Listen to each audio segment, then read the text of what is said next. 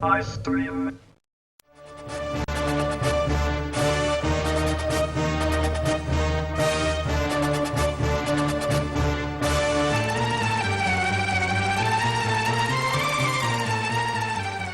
നമസ്കാരം. മുഖാമുഖത്തിലേക്ക് സ്വാഗതം. നടൻ പൃഥ്വിരാജാണ് മുഖാമുഖത്തിൽ ഈ ആഴ്ച. വളരെ നന്ദി ശ്രീ പൃഥ്വിരാജ് മുഖാമുഖത്തിന് സമ്മതിച്ചതിന്. മലയാള സിനിമയിൽ ഇപ്പോൾ കേൾക്കുന്ന ചില വർത്തമാനങ്ങൾ, നടൻ തിലകനെ വിലക്കുന്നു, ഒരു സംവിധായകനെ സിനിമ ചെയ്യാൻ അനുവദിക്കില്ല എന്ന് പറയുന്നു, മാക്ടയിൽ പ്രവർത്തിക്കുന്നവരുമായി സഹകരിച്ച് ഫെഫ്ക അംഗങ്ങൾ പ്രവർത്തിക്കില്ല എന്ന് പറയുന്നു, ഒരു നടന്റെ ചിത്രം മറ്റൊരു നടൻ ഫാൻസ് അസോസിയേഷനെ വെച്ച് കൂവി തോൽപ്പിക്കാൻ ശ്രമിക്കുന്നു. ഇതൊക്കെ ആരോഗ്യകരമായ സംഭവങ്ങളാണോ? ഈ പറഞ്ഞത് ഒന്നും ആരോഗ്യകരമായ സംഭവങ്ങളല്ല. മലയാള സിനിമയിലൊന്നല്ല, പൊതുവെ ഏത് തൊഴിൽ മേഖലയിലാണെങ്കിലും ഒരു വ്യക്തിയുടെയോ ഒരു സംഘടനയുടെയോ തൊഴിൽ ചെയ്യാനുള്ള അവകാശം നിഷേധിക്കപ്പെടുന്നത് ഒരു തരത്തിലും ശരിയല്ല. പിന്നെ ഈ പറഞ്ഞ പ്രശ്നങ്ങളുടെ എല്ലാം വിശദാംശങ്ങൾ അതിലേക്ക് നമ്മൾ ചെല്ലുമ്പോൾ ഓരോ ഭാഗത്തും അതിൻ്റെതായ ന്യായങ്ങളും അന്യായങ്ങളും ഉണ്ടാകും. രണ്ട് സംഘടനകൾക്ക് എന്തുകൊണ്ടൊരു സിനിമയിൽ പ്രവർത്തിച്ചുകൂടാ? തീർച്ചയായിട്ടും പ്രവർത്തിക്കാം. രണ്ട് സംഘടനകളുടെയും നിലപാടുകൾ ഒരു കോംപ്രമൈസ്ഡ് സ്റ്റാറ്റസ് കോയിലെത്തി രണ്ടുപേർക്കും സിനിമയിൽ പ്രവർത്തിക്കാവുന്നതാണ്.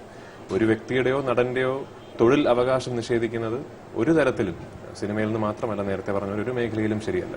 ഈ പറഞ്ഞ പ്രവണതകൾ ഒന്നും തന്നെ ആരോഗ്യകരമല്ല. ഇതിനൊക്കെ വളരെ ആരോഗ്യകരമായ ചർച്ചകളിലൂടെ എത്രയും പെട്ടെന്ന് ഒരു പോംവഴി കണ്ടെത്താനുള്ള മെച്യൂരിറ്റി ഇതിൽ ഉൾപ്പെടുന്ന എല്ലാവരും കണ്ടെത്തണമെന്ന് തന്നെയാണ് ഒരു നടൻ എന്ന രീതിയിലും ഒരു സാധാരണ പൗരൻ എന്ന രീതിയിലും എന്റെ അഭിപ്രായം. ഈ സംഭവങ്ങളോടൊക്കെ പൃഥ്വിരാജ് എന്ന നടന്, പൃഥ്വിരാജ് എന്ന സാമൂഹ്യ ജീവിക്ക് എതിർപ്പുണ്ട്.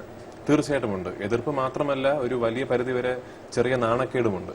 കാരണം ഈ പറയുന്ന ചർച്ചാ വിഷയങ്ങളെല്ലാം പിന്നീട് അത് അർഹിക്കാത്തൊരു തലത്തിലേക്ക് വളരുകയും അവിടുന്ന് ഞാൻ പ്രവർത്തിക്കുന്ന മേഖലയും അതിലെ മഹാരഥന്മാരായ ആൾക്കാരെയും എല്ലാം പരിഹസിക്കുകയും ഇതൊരു പരിഹാസത്തിന് മാത്രമുള്ള വേദിയായി പൊതുജനത്തിന് മുന്നിലേക്ക് മാധ്യമങ്ങൾ പോലും എത്തിക്കുകയും ചെയ്യുന്നത് തീർത്തും വേദനാജനകമായ കാര്യം തന്നെയാണ്. മലയാളത്തില് സിനിമ കലാകാരന്മാരുണ്ടല്ലോ, എന്തുകൊണ്ടാണ് ഇവർ ഇത്രയും മൂപ്പെത്തിയ ആളായിട്ട് ഇവരെ ഉപയോഗിക്കേണ്ടി വരികയും ചെറുപ്പക്കാരായവരെ വളരെ ദുർലഭരായിട്ട് മാത്രം കാണുകയും ചെയ്യുന്നത് എന്തുകൊണ്ട് പുതിയ ചെറുപ്പക്കാർ വരുന്നില്ല? ഒരു പൃഥ്വിരാജ് ഉണ്ടായി. പൃഥ്വിരാജ് തമിഴ്നാട്ടിൽ പോകേണ്ടി വന്നില്ലേ? ഇപ്പോഴും പൃഥ്വിരാജിനെ അവിടെ അവന് കീർത്തി നേടിയതുകൊണ്ട് അവനിപ്പോൾ ഇവിടെ ബഹുമാനിക്കപ്പെടുകയാണ്. ഇവര് ഉണങ്ങിയ രണ്ട് വടവൃക്ഷം പോലെ ഇങ്ങനെ നിൽക്കുകയാണ്. താഴെ ഒന്നിനെയും വളരാൻ സമ്മതിക്കില്ല. ആദ്യം ഇത്തരത്തിലുള്ള വ്യക്തിപരമായ ആരോപണങ്ങൾ എന്തിനാണ്? ഈ പ്രശ്നം തുടങ്ങിയത് എവിടെ നിന്നാണ്? തിലകൻ സാർ എന്ന് പറയുന്ന ഒരു മഹാനടനെ ഒരു സിനിമയിലേക്ക് ക്ഷണിച്ചിട്ട് അതിൽ അദ്ദേഹത്തിന് അഭിനയിക്കാൻ സാധിച്ചില്ല, അല്ലെങ്കിൽ അതിൽ നിന്നും അദ്ദേഹത്തിനെ ഒഴിവാക്കി എന്ന് പറയുന്നതിൽ നിന്ന് തുടങ്ങി ഇത്തരത്തിലുള്ള വ്യക്തിപരമായ ആരോപണങ്ങൾ മാധ്യമങ്ങളിലൂടെ ആരാണെങ്കിലും അത് ഉന്നയിക്കുന്നത് ശരിയല്ല എന്ന് ഞാൻ വിശ്വസിക്കുന്നു. രണ്ട്, എന്നെ ഇവിടെ ആരും എന്റെ വളർച്ചയെ തടുത്തിട്ടൊന്നുമില്ല. എനിക്കങ്ങനെ ഞാൻ വിശ്വസിക്കുന്നില്ല.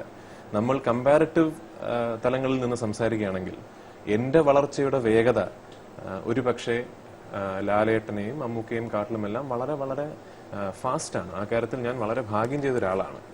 എന്നെ തമിഴ് സിനിമയിലേക്ക് സ്വീകരിച്ചത്, അല്ലെങ്കിൽ തമിഴ് സിനിമയിലേക്ക് എനിക്കൊരു ക്ഷണം വന്നത് മലയാളത്തിൽ എന്റെ കഴിവ് തിരിച്ചറിഞ്ഞിട്ടാണ്. ഞാൻ അഭിനയിച്ച മലയാള സിനിമകൾ അവിടുത്തെ തമിഴ് സംവിധായകരും തമിഴ് നടീനടന്മാരും കണ്ട് ഇങ്ങനൊരു ആക്ടർ അവിടെ ഉണ്ട്, അയാൾ കഴിവുള്ള ആളാണ് എന്നവർ വിശ്വസിച്ചിട്ടാണ് എന്നെ അങ്ങോട്ട് സ്വീകരിച്ചത്. അതുകൊണ്ട് ശ്രീമാൻ സുകുമാർ അഴീക്കോട് എന്നെ പറ്റി ഇങ്ങനൊരു പരാമർശം നടത്തിയതിൽ എനിക്ക് വളരെ വളരെ സന്തോഷം. ഞാനൊരു അംഗീകരിക്കപ്പെടുന്ന നടനാണെന്ന് അദ്ദേഹം വിശ്വസിക്കുന്നതിൽ എനിക്ക് ഒരുപാട് സന്തോഷം. പക്ഷേ അദ്ദേഹം ഉദ്ദേശിച്ചതാണെങ്കിൽ മമ്മൂക്കയും ലാലേട്ടനും അല്ലെങ്കിൽ അതുപോലെയുള്ള വലിയ നടന്മാർ എന്റെ വളർച്ചയ്ക്ക് ഒരു തടയിട്ടിട്ടുണ്ട് എന്നാണ് അദ്ദേഹം ഉദ്ദേശിച്ചെങ്കിൽ അതിനോട് എനിക്ക് വിയോജിക്കേണ്ടി വരും. കാരണം അവരാരും എന്നെ അങ്ങനെ എന്റെ സിനിമകളെയോ എന്റെ വളർച്ചയോ അവര് ബോധപൂർവം തടസ്സപ്പെടുത്തുകയോ ഒന്നും ചെയ്തിട്ടില്ല.